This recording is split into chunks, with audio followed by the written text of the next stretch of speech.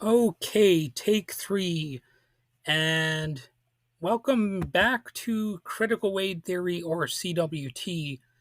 And in this episode, we're looking at how tech is rewriting the creative rulebook, or at least threatening to.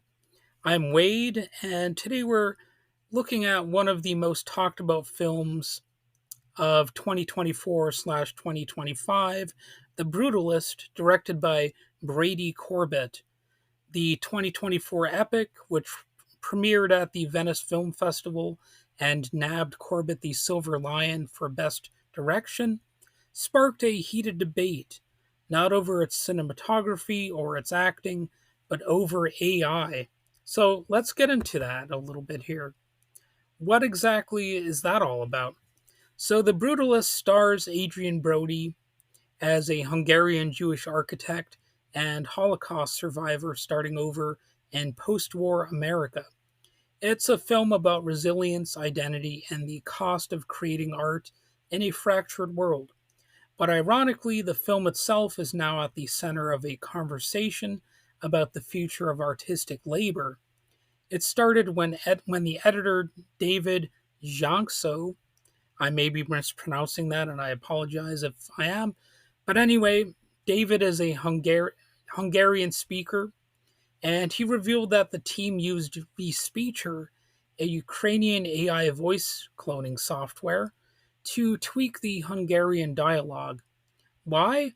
Because despite extensive coaching, some actors struggled with their vowel and letter sounds in their Hungarian language scenes. The AI helped make the accents feel more authentic, at least according to the editor, without altering the core performances. So, Brady Corbet, who again is the director, he sat down with Mark Olson for the Envelope podcast and clarified this wasn't some sweeping AI takeover. The use of Respeecher was minimal. He called it respectful, and here's the kicker, he says it actually created jobs in post production, not cut them. And only the Hungarian dialogue was touched. No AI was used for the English lines. No AI generated architecture happens either. Every visual was hand drawn by artists, and Corbett was firm on that. But even with these reassurances, the backlash came fast. And critics say using AI in a story about an artist struggling to stay human in an industrial world feels off. Some argue that even subtle AI enhancements undermine the rawness of human performance. Others see it as a slippery slope. If voice cloning is fair game in art house cinema, then what's next? And towards the end of the video, I might discuss how AI has kind of screwed me over a little bit. So, in a different way, I did an entire episode on that, but I might actually touch upon it here briefly. So the controversy in this movie over AI has cast a shadow over the Brutalist's Oscar hopes, and it's part of a much bigger conversation happening in Hollywood, one that boiled over during the writers and actors strikes, if you recall those. And the Oscars might just want to play it safe and not touch this movie. They might not, give it the win just based on this controversy unto itself. Generative AI, voice models, synthetic scripts, they're not just sci fi anymore, they're real. And they're threatening creative livelihoods in very real ways. I don't want to sidestep that point of view entirely. And it is kind of funny though how history rhymes sometimes. They say history never totally repeats, but it can rhyme. I guess that's a Mark Twain saying originally. But if all of this type of controversy feels familiar, you're not wrong. It really goes back pretty far to the very creation of special effects. The creation of CGI, for example, versus practical effects. And some people just pretty much despise CG, and I get it. Sometimes it looks fake, but here's the interesting thing: this sort of debate over things that negatively impact performances. Obviously, it goes back really far into the early days of cinema. So remember when the talkies first came out? Well, you probably weren't even alive unless you're like about 100 years old or so. But when the talkies, talking movies first came out and replaced silent cinema, Lon Chaney, the legendary silent film actor, he resisted them.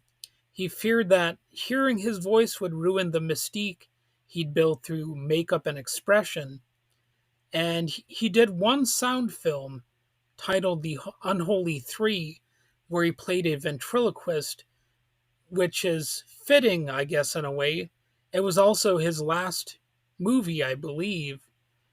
And I just want to mention that as an example of, the debate over, the technological development of cinema and how it might negatively impact performances. So even the advent of having people speak in film was controversial for some people. And of course, there's colorization versus black and white and all that kind of stuff. So, really, these types of debates are never totally going to go away, although AI kind of cranks it up to 11 and gives people a whole lot more new things to, either scratch their heads about or argue over. So every leap in technology feels like a betrayal to some and a breakthrough to others. And this really is not going to be any different. And certainly there's room for middle ground, I would say. In my opinion, this movie sort of represents that middle ground because they used it minimally, and it was to actually create the authenticity of the performance. And you might ask what would happen if the performances in Bram Stoker's Dracula, that 1990s Dracula movie, if that used AI to correct what's his face. Anyway, the accent from the guy from Bill and Ted. I can't even think of his name right now. But the bad English accent that he applied in that movie. If you go back and fix things using AI technology, how controversial would such a decision be? I also know that during there was an updated version of the Terminator where they kind of they kind of tweaked a few things, and of course the Star Wars movies. Uh, what's his face? George Lucas went in there and augmented a bunch of things, and a lot of people say that he made the movies worse by doing that. And I've got to be honest, I actually kind of agree with that because he made some decisions that were just kind of poor.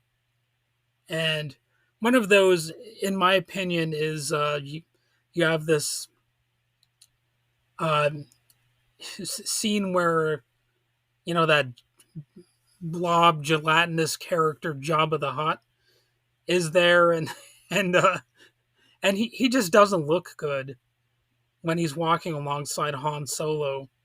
And I would have just left that on the cutting room floor, that particular scene.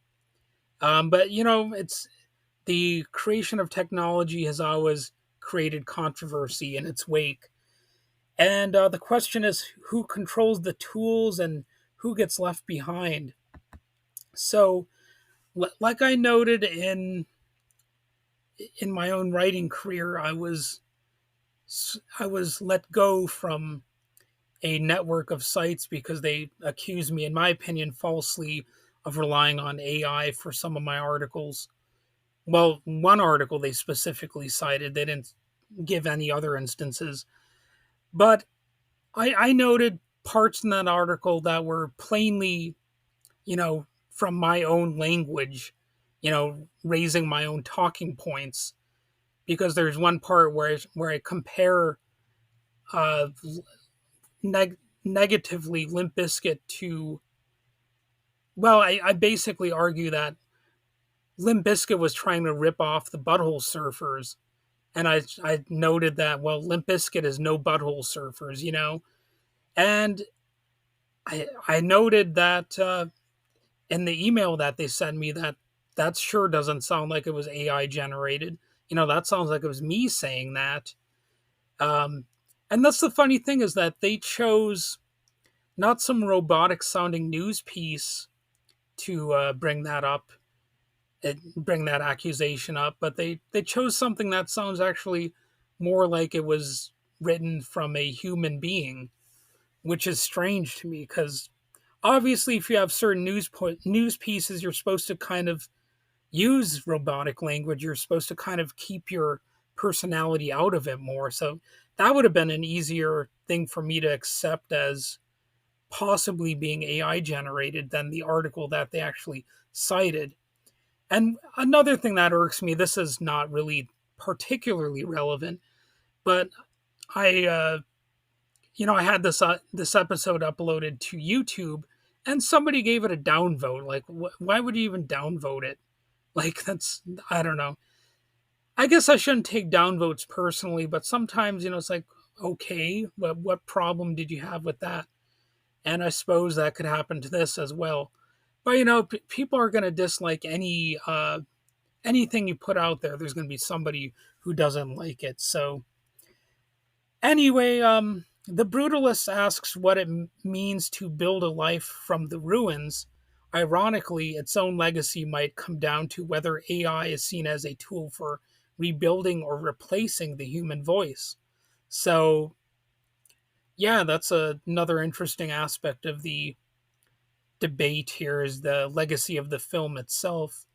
So let me know what you think. Is AI enhanced dialogue a clever solution? Should it be kept to a minimum, or is even minimal use a step too far?